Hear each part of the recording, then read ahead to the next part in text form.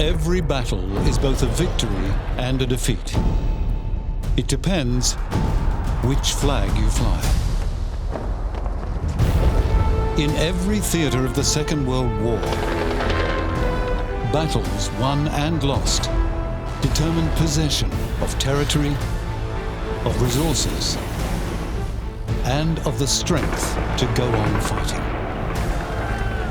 For some of the battles, it was the victory that most influenced the future course of the war. For others, it was the defeat. This is the story of the battles won and lost that decided the outcome of the greatest conflict in history.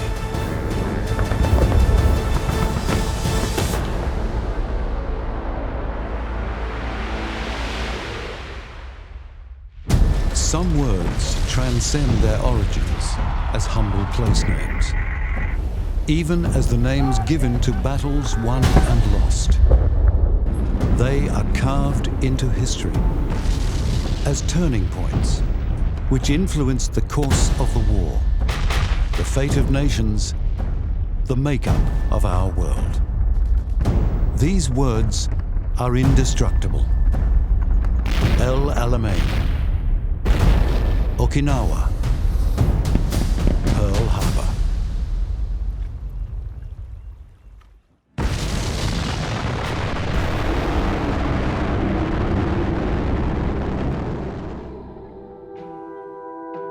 Well, Pearl Harbor was put together quite late. The Japanese had to acquire raw materials from Southeast Asia following an American embargo in July 1941. The objective was to seize quickly key points in Southeast Asia, but in order to do it, they had to bypass the Philippines. Pearl Harbor was the key. Knock out the fleet, the battleships, and they assumed carriers located at Pearl Harbor so that they would then be free at the same time to invade Malaya, to seize Southeast Asia. It was done in the understanding that in the long term, the Americans had the capacity to build up sufficient military power to create a terrible threat to Japan. But it was done in the hope that Japan could achieve sufficient success that the Americans would feel it wasn't worthwhile going on. From carriers 370 kilometers out in the Pacific, the Japanese had launched pre-dawn. The first waves fell on Pearl Harbor at 7:40 a.m. In that first attack, 40 torpedo bombers, 49 high-level bombers, 41 dive bombers, and 43 fighters swept around the west of the island of Oahu to hook up into the great naval base, the natural harbor in the south of the island. The first attack lasted for 30 minutes. We were thinking about the Army Air Force. They used to have maneuvers on Sunday mornings. We said that they're kind of early this morning. Then pretty soon we saw a bomb drop.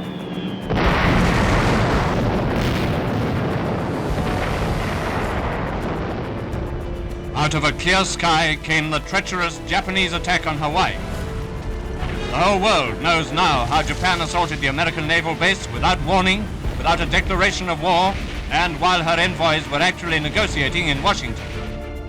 In addition to anchorages, the first attack had targeted air bases: Wheeler Field, Hickam Field, Kaneohe, and Ewa, grounding any possible opposition to the second raid. There were 354 American aircraft on the island, of which 188 were destroyed and 159 damaged. 7 escaped unscathed.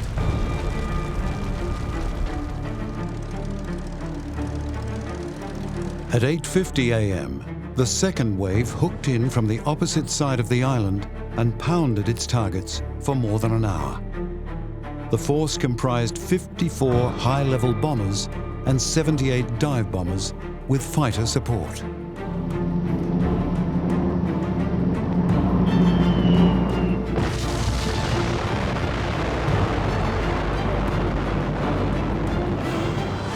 The defenders had organized their anti-aircraft fire by this time.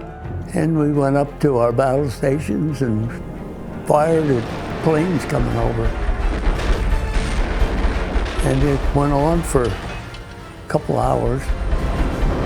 Of the 29 Japanese aircraft lost in the raid, 20 were in the second wave. There's no question that it would have been worthwhile for the Japanese to attempt another attack. And they should have been going for the oil tanks and for the dockyard facilities in order to reduce the capacity of Pearl Harbor to be the base in the Pacific from which the Americans could then mount their further attacks. They did not have enough screening vessels, and had they not so much launched a third strike, had they stayed in the area, they probably would have netted the Enterprise, which was nearby. So they had the forces there, but they were very worried about being so far out, lacking screening vessels, that they pulled away a bit too early. 94 warships were in the harbour. 18 were sunk or suffered serious damage. But of the 5 battleships that were sunk, 3 were to return to service. One that did not, and remains today as a memorial to the date that will live in infamy, was the Arizona. 4 out of every 5 men aboard the Arizona were killed. 1,100 out of the 2,403 American fatalities on that day. A lot of the guys were caught in fires and jumped over the side. Some of them drowned, some of them burned to death, some of them. But I was one of the lucky ones in that case, though. As a mathematical statement, Pearl Harbor was a battle lost for the Americans. But the port's infrastructure was largely intact, and there were no carriers in Pearl Harbor when the attack came in.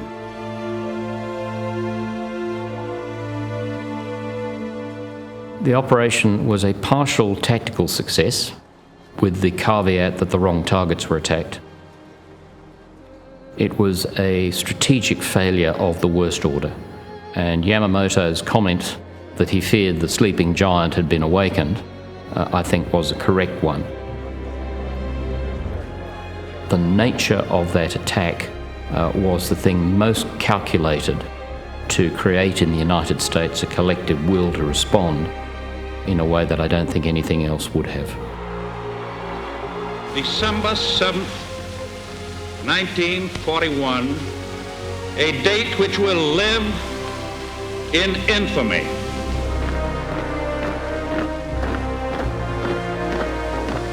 The United States of America was suddenly and deliberately attacked by naval and air forces of the Empire of Japan.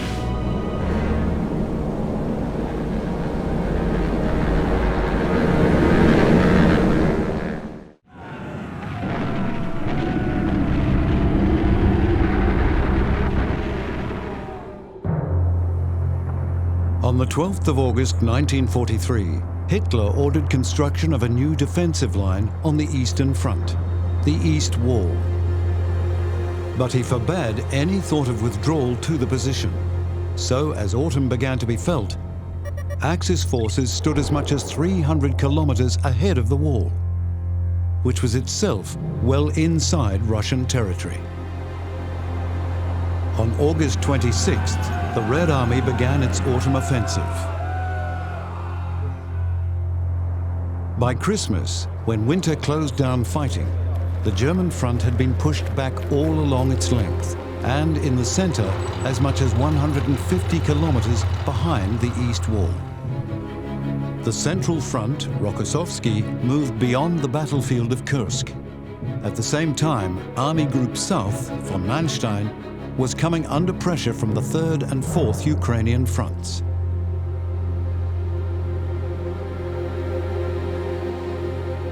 When Hitler visited von Manstein's headquarters on the 27th, he was called on to decide whether to reinforce Army Group South with formations from the center or permit a withdrawal behind the line of the Dnieper. He couldn't decide. When he went on to visit von Kluge at Group Center HQ, he was persuaded not to reinforce von Manstein. 4th Ukrainian Front, Tolbuchen, liberated Taganrog 2 days later, and momentum was all with the advancing Russian forces. On September 2nd, Central Front reached the Bryansk-Konotop Railway, completing their break-in to the German line. A week into September, and the Caucasus Front moved on the Taman Peninsula. On the 10th, they took Mariupol by amphibious assault.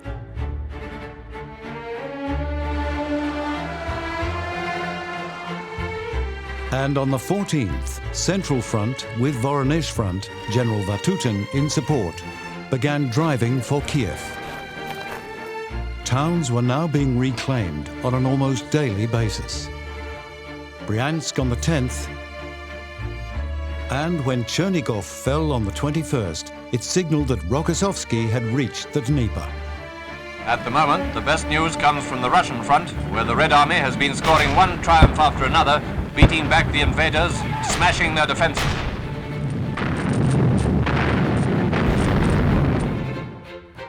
On the 22nd, Vatutin's front began to cross the Dnieper.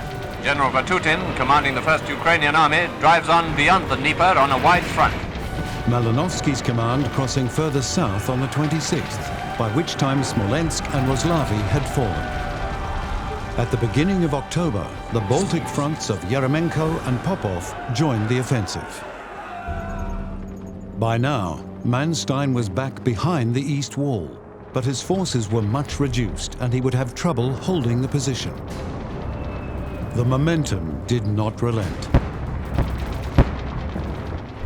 And at the beginning of November, the Red Army launched a major assault out of its bridgehead over the Dnieper at Lyutezh. On November 6th, Kiev fell to the Red Army.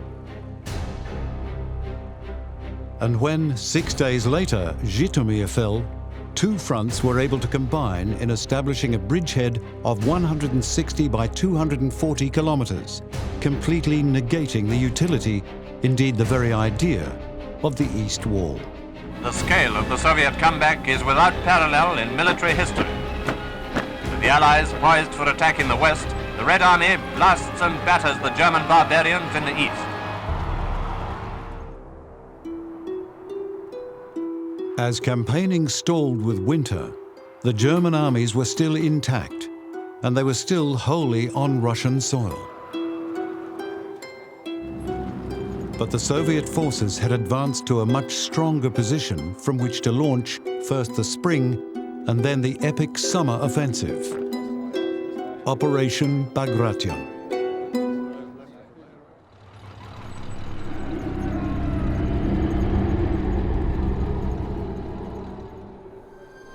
When General Montgomery was appointed to command the 8th Army, he made one thing clear.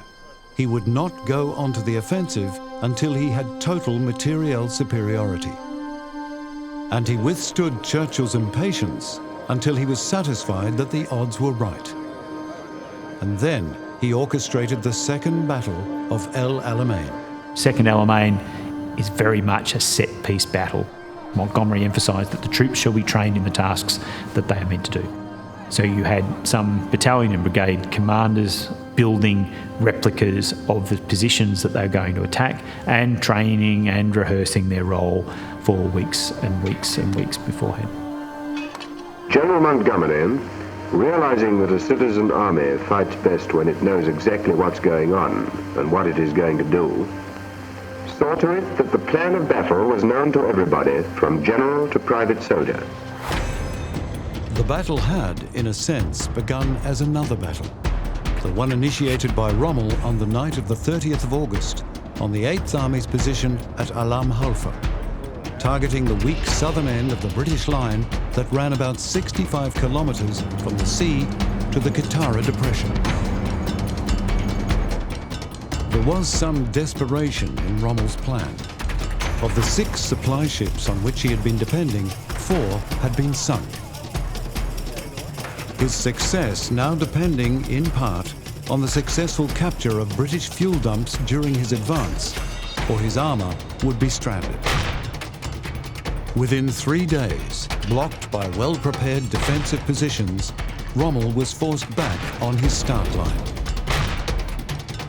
By 2nd Alamein, the balance of materiel and troops and logistics in the Middle East had tipped. This is the first major battle where the British forces exceed those of the Germans in all regards, in terms of air power, in terms of men, in terms of anti-tank guns, in terms of medium tanks.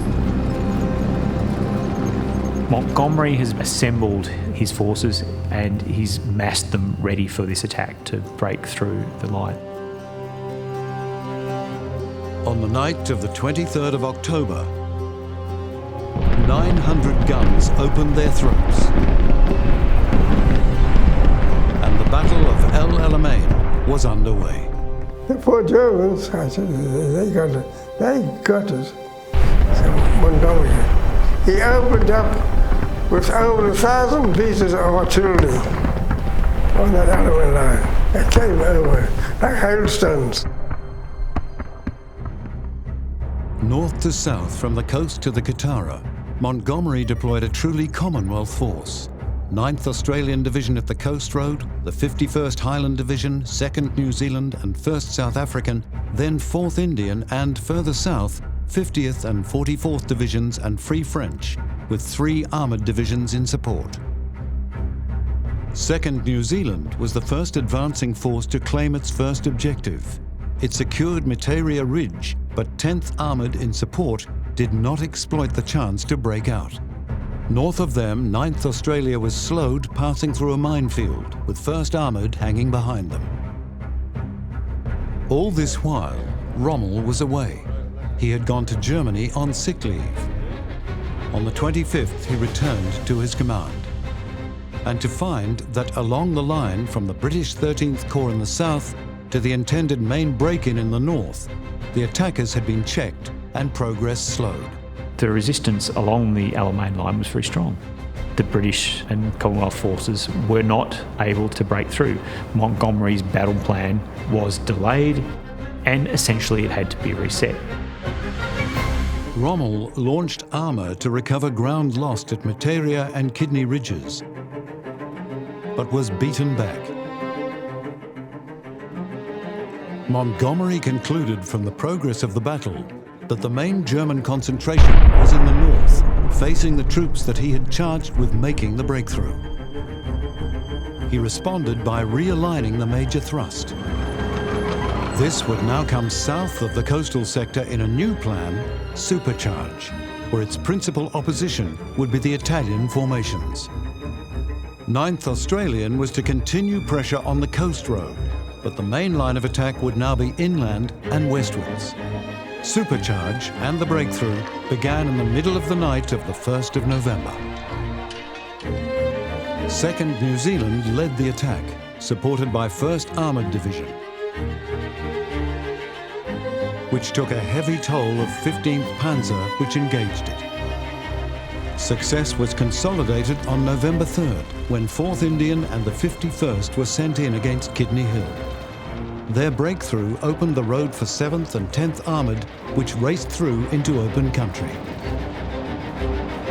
I can't remember, there was one tank sitting out in front burning, one of ours, and there was a voice in my ear saying, "Help, help me." The operator on that tank had been on the wireless when his tank was hit, and somebody was trapped in that tank. The wireless was still on. "God's sake, help me." And one of our tanks put a shot through the side of it and the voice stopped. When 1st Armoured and the New Zealand Division joined the offensive, the Italian Ariete Division was almost completely destroyed. Rommel was on the back foot all along the line. South 13th Corps under General Horrocks overran the Italian formations facing it.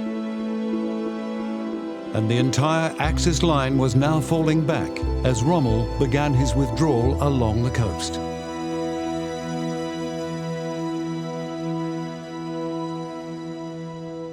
By escaping, even if only to be pursued all along the North African littoral, Rommel had avoided the total defeat for which Montgomery hoped. If there's a criticism to be laid at this point in time, it's of the timidity of the Allied follow-up. But we also have to remember that a lot of Montgomery's units had fought themselves to a near standstill, breaking through at Alamein, that his armoured forces were starting to feel the toll of battle, that particularly the Australian division, it had been hammered in its fight to the north, so the capacity of Montgomery's forces to chase was quite limited as well. But by any assessment, Rommel had suffered a decisive loss. And the Allies, for the first time in the war, could celebrate a decisive victory. After Alamein, the Germans essentially are on their way out of North Africa. Dealing with North Africa starts the Allies thinking about their re-entry into Western Europe. And in many ways, it's the turning point in the war for the Western forces. Germans have received back again that measure of fire and steel which they have so often meted out to others. This is not the end. It is not even the beginning of the end, but it is perhaps the end of the beginning.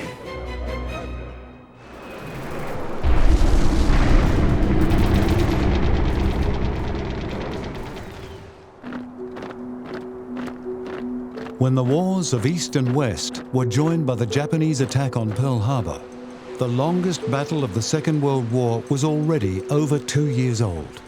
It was known as the Battle of the Atlantic, and it started as the war in Europe began, with the Atlantic remaining a battlefield until the very last days of the war. It was the vital logistic battle of the war. Whether it failed or succeeded on either side really determined the course of the war, and how well it was going profoundly influenced what each side could be doing in other campaigns. There were periods in the first years of the war. The German U-boat commanders dubbed them the happy times, when it seemed as though the Battle of the Atlantic could decide the war, and decide it in favour of the Axis powers. But the tide of battle turned in the first half of 1943, after which it was clear that the Allies had control. The basis of Britain's imperial power had always been importing raw materials from and exporting manufactured goods to her colonies and dominions. This had made the United Kingdom more than usually dependent on imports for survival, and those imports must ultimately join one of the Atlantic sea lanes. After the fall of France, German aircraft, surface ships and submarines were based along the French Atlantic coast.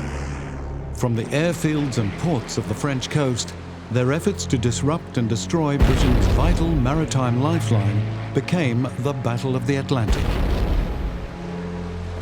Germany's glamorous surface vessels, such as the Bismarck, Graf Spee, Scharnhorst and Tirpitz, took a toll.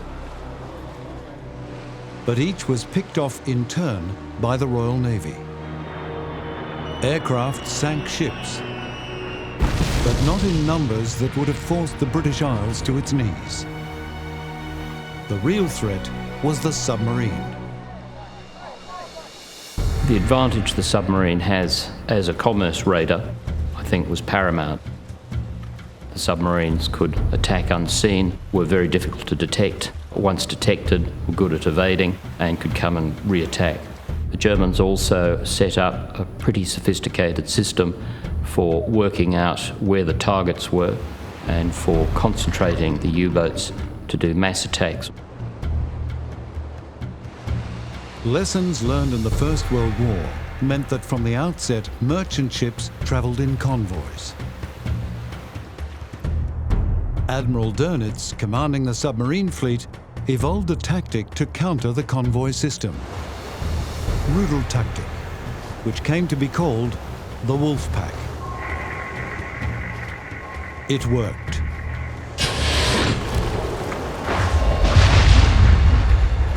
With the U-boats hunting in packs, extra vigilance by the convoys is essential to their safety. Dönitz never had as many submarines as he wanted, but then the Allies did not initially have as many escorts as they wanted. And for the first years of the war, there was a gap in the air cover where convoys sailed beyond the range of aircraft. As the battle wore on, tactics changed. New weapons were developed which were much more effective at destroying the U-boats. It was a constant battle of offence versus defence and developing technology on both sides. Fundamentally, all these things, together with perhaps the most important, which was the provision of long-range aircraft and air support to the convoys, which created, as a totality, a system which was able to reduce the U-boat threat. The decisive month was May 1943. To the Germans, this was Black May. German submarine losses had risen sharply in proportion to the number of Allied ships being sunk. In April, 39 ships had been lost, but at a cost to the Germans of 15 U-boats, an unsupportable rate.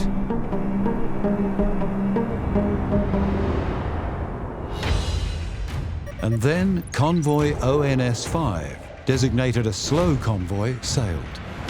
43 merchant ships were escorted by 16 warships.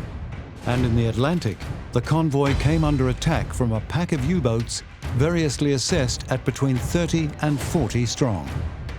Their attack went in on the night of May 4th. A Canadian Air Force Catalina sank one U-boat, an escort ship another. And 12 of the merchantmen were sent to the bottom. On the 5th, the escort group was reinforced. On the night of the 6th, the pack attacked again. And 4 U-boats were sunk. No merchantmen were lost.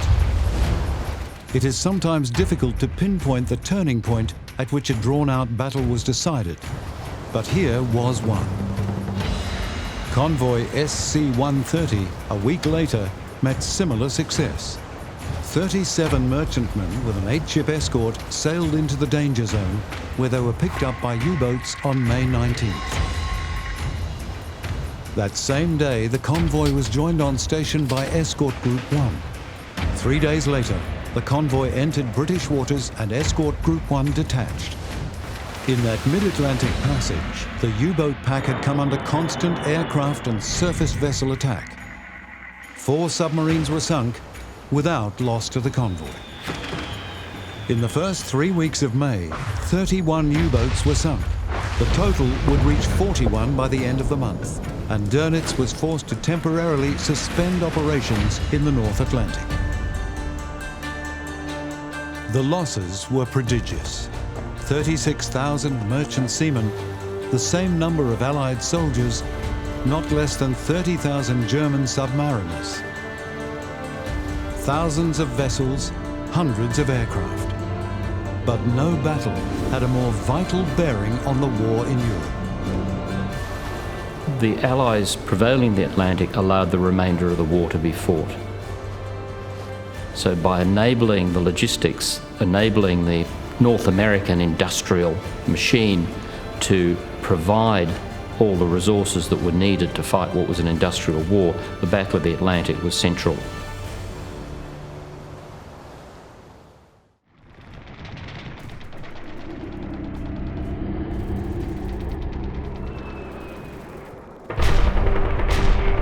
With the Soviet Union coming under immense renewed pressure in the early summer of 1942, as well over 100 Axis divisions renewed their assault, Stalin demanded more of his allies.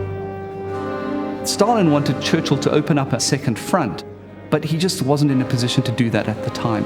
So Churchill reasoned that a major raid could be a kind of compromise. If they could take a significant port, that would show the Germans that they were vulnerable in that area. That would then force Hitler to redistribute some of his forces down to protect that part of Europe, which would in turn take some of the pressure off the Red Army and, importantly, show Stalin that Churchill was doing his part, that he was a willing partner and not just sitting back while Russian lives were being taken en masse.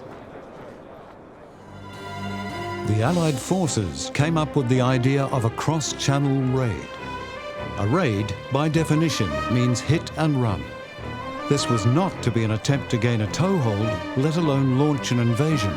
They would, it was said, gain useful intelligence about German coastal defences preparatory to launching a full-scale invasion at a later date. There were also secondary objectives, and the RAF in particular were eager to see this as an opportunity to draw out the Luftwaffe, to have a ding-dong battle and hopefully give them a hard time. At this time, the new Spitfire Mark 9 had just come out, and so they were confident that they'd be able to give the Luftwaffe a run for their money. Producers of British aircraft have already proved that they turn out the best planes in the world. Each new Spitfire bears witness to the great contribution of British design and workmanship. The objective selected was Dieppe. It was, in its planning, known as Operation Rutter. In its execution, it was called Operation Jubilee.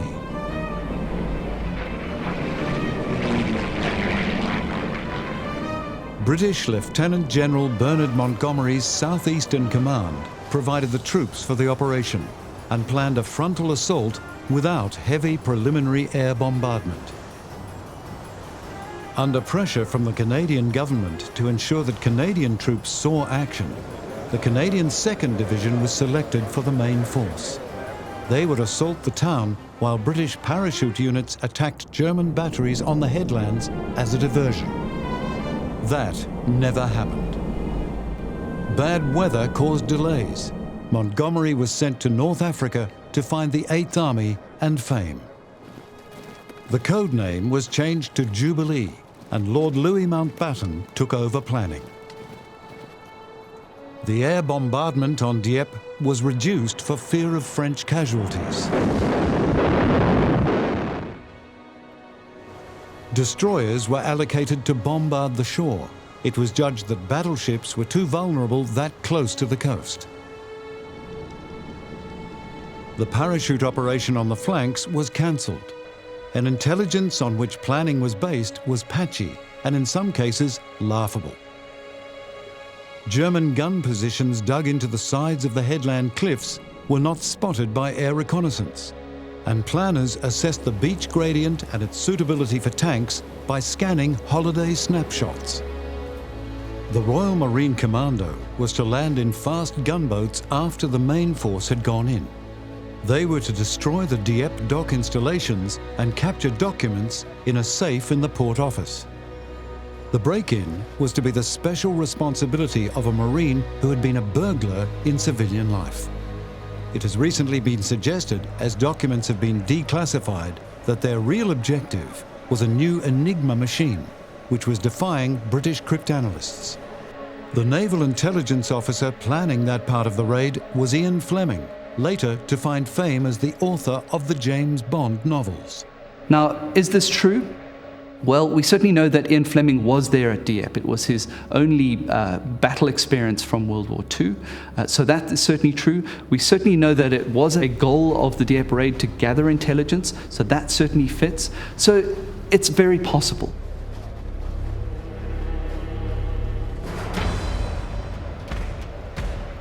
The Germans, alerted by French double agents that the British were targeting Dieppe, were on high alert. It began with the Navy taking the Army across a calm channel in that dim light just before dawn. Navy, Army, and RAF combining in a bigger raid than any attempted so far. The raid began at 0450 on the 19th of August, with the faint remaining hope of surprise having been lost. The landing craft of the eastern sector had unexpectedly encountered a small German convoy.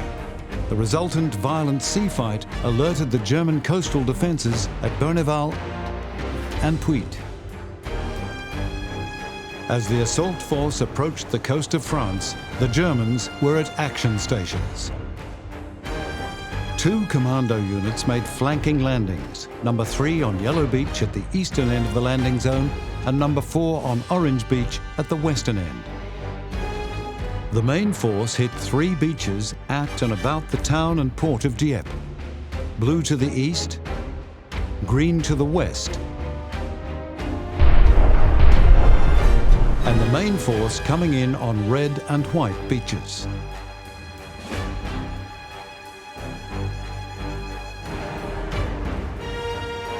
Number 4 Commando successfully stormed the Varangeville battery and was the only unit to capture all of its objectives.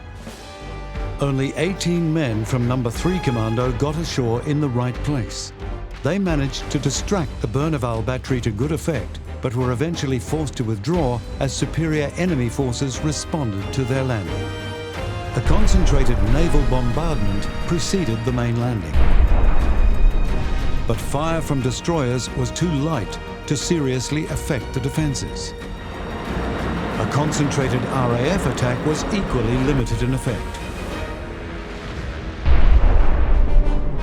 And a smoke screen laid across the headland had dubious value. Indeed, it was a factor contributing to sending in reserves with fatal consequences when the outcome of the original assault was misinterpreted.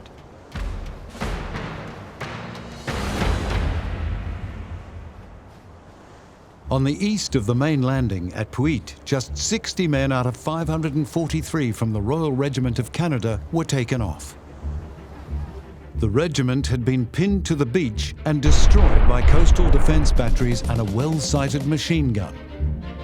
Only a handful of the men of the South Saskatchewan Regiment reached their objectives, with others from this regiment landing in the wrong place. The Queen's Own Cameron Highlanders of Canada, despite being landed late, managed to push further inland than any other troops, but were forced back when German reinforcements rushed up. Half an hour after the flank landings, the main assault started. The Canadian Essex Scottish Regiment and Royal Hamilton Light Infantry, supported by 27 Churchill tanks of the 14th Canadian Army Tank Regiment. Most of the tanks lost their tracks as they were driven onto the shingle beach and became crippled targets for German anti-tank guns. Tanks that did cross the shingle were stopped by concrete roadblocks. Without tanks in support, the infantry was simply slaughtered by crossfire from machine guns hidden in the cliffs. Les Fusiliers Mont-Royal, launched straight at the centre of the town, were pinned down under the cliffs. A Royal Marine Commando was ordered to land to support them, a new task which caused chaos. When finally the mess was sorted and the commando moved, many of the craft were hit on the run-in. Those that reached the shore were killed or captured, and their commanding officer, Lieutenant Colonel Tigger Phillips, seeing that the mission was futile, stood up and signalled to those following to turn back. He was killed a few moments later. At 10:20, a little over 5 hours after the battle had begun, 5 hours in which everything possible went wrong, the withdrawal began. 5 hours after that, the last Allied troops had either been taken off, killed, or taken prisoner. 60% of the invading force was killed, wounded, or captured. And they had lost weapons, dingo armoured cars, and Churchill tanks, which did not impress the Germans. Easy to fight, they said, with a poor and obsolete gun. The Royal Air Force lost over 100 aircraft, the Luftwaffe less than 50, and the Royal Navy lost 33 landing craft and a destroyer. Casualties from the raid included 3,367 Canadians killed, wounded, or taken prisoner, and 275 British commandos. German army casualties were 591. The argument began at once and has not relented. Was the Dieppe raid of any value? The principles of special operations are that it's got to be fast, it's got to be stealthy, and you've got to achieve surprise. And this operation was simply too big to achieve that. It was too complex. It couldn't be a special operation in that sense. They'd certainly been through it, but they were already talking about next time, even before they got into hospital. It is, of course, easy to make the case that lessons were learned, and that those lessons made a significant difference to planning for the invasion of Europe on D-Day in 1944. It is rather more difficult to make the case that the lessons could not as easily have been learned by better use of intelligence, in both of the meanings of that word.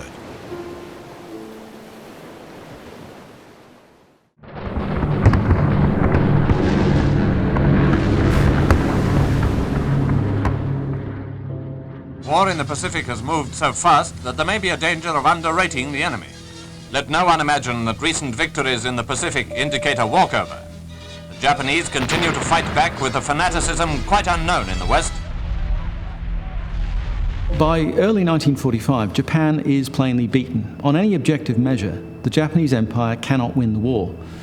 But the Japanese culture, military culture especially, will not allow the Japanese to acknowledge that. So Japan has to be battered into submission. To do that, the Allies, the Americans especially, need to build air bases. To build air bases, they need islands, and if they need islands, they need Okinawa. For the invasion of Okinawa, 430 assault transports had been loaded at 11 ports from Seattle to Leyte. On April 1st, 1,300 ships were massed offshore, and the first waves of the 155,000 men of General Simon Bolivar Buckner's 10th Army, 3 Marine and 4 Army divisions began going ashore. They met very little opposition, but before the island fell, American forces involved would have numbered 300,000.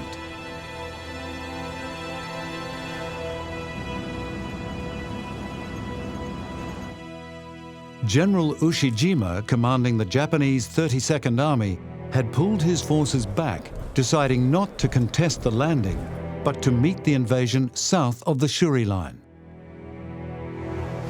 By the end of the first day, Buckner had 60,000 men ashore. General Ushijima's strategy to defend Okinawa is to sell it at the highest human price. So he doesn't waste lives meeting the Americans on the beaches, for example. Japanese withdraw into the interior and they basically say, come and get us. And that means the Americans have to expend lives in order to kill Japanese in order to gain victory. And the Japanese strategy is about the most simple and brutal you can imagine. The ships riding at anchor tell a different story. The invasion fleet was battered by the Japanese weapon of last resort, the suicide bomb.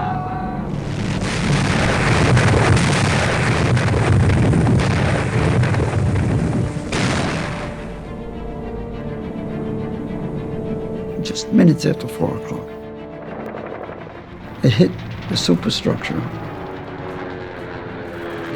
Everything went black. We knew we were hit because we were aft, we were machinery aft. Machinery forward was still good.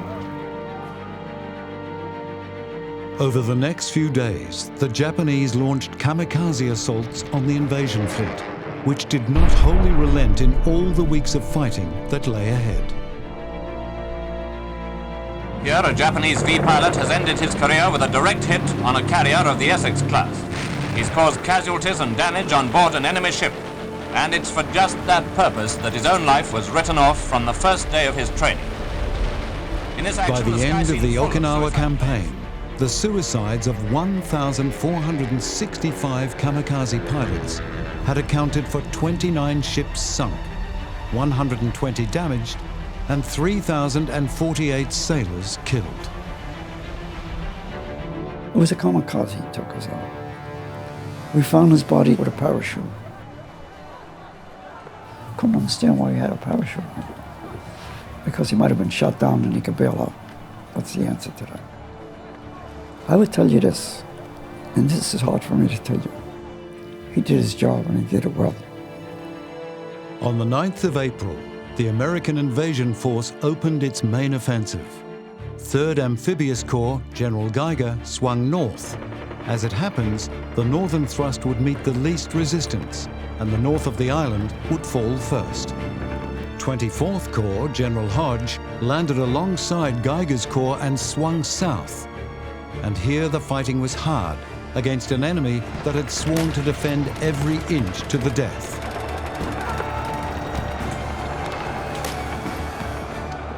Advancing in parallel along opposite coasts, Geiger's corps reached Cape Hedo at the northern tip of Okinawa in less than 2 weeks, though the Motobu Peninsula was not secured for another week.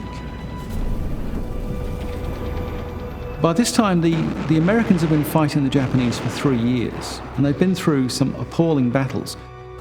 They know what the Japanese are capable of, but on Okinawa it gets even worse. And it's probably the worst battle that the Americans fight in the Pacific. I mean, it was the worst ordeal you could imagine. Worse for the Japanese because they killed themselves if they weren't killed by the Americans. But both sides are suffering huge losses. Heroic dead of a combined Army and Marine force mark the grim battlefield of Okinawa, where one of the bloodiest engagements of the war is being fought. Thousands of Yanks have been wounded, and other thousands have sacrificed their lives to drive a fanatical foe from this vital base, the doorstep to Japan itself. In the south, it was a different story. The Americans came up against the well-planned fortifications of the Shuri Line and did not breach it and take the island's capital, Naha, until May 27th. Shuri Castle, key to the defensive line, fell on May 29th, with Japanese defenders now falling back for a last stand on the southern tip of the island. The fight to the last spirit of the Japanese soldier was nowhere more apparent than in the fighting for Okinawa. And it's estimated that out of 108,000 Japs on the island, 101,000 had to be wiped out before victory was achieved. Most of them were blasted out, one by one. On June the 17th, Japanese morale collapsed. The Japanese started to surrender in numbers.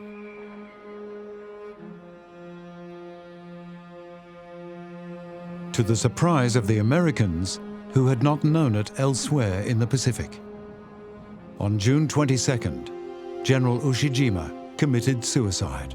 And you can see that they've finally decided that this war's no use. It takes most of the battle before that occurs, and that's a sign of just how tough it's going to be to defeat the Japanese. Casualty lists were catastrophic. Japanese casualties exceeded 110,000. America's 40,000 in battle, and nearly 10,000 more to kamikaze. Okinawa's not where the Pacific War finishes, because the Americans and the British, and the entire Western Allies, know that they've got to defeat the Japanese home islands. So one of the most important consequences of Okinawa is that it feeds into the American planning for what is proposed to be the invasion of Japan. And it tells the Americans that they'll not only kill lots and lots of Japanese troops and civilians, but they'll lose perhaps 1 million troops of their own. That figure weighed heavily in the debate that would resolve the next phase of the war, the use of a new weapon. So in a sense, Okinawa shapes the history of conflict in the second half of the 20th century.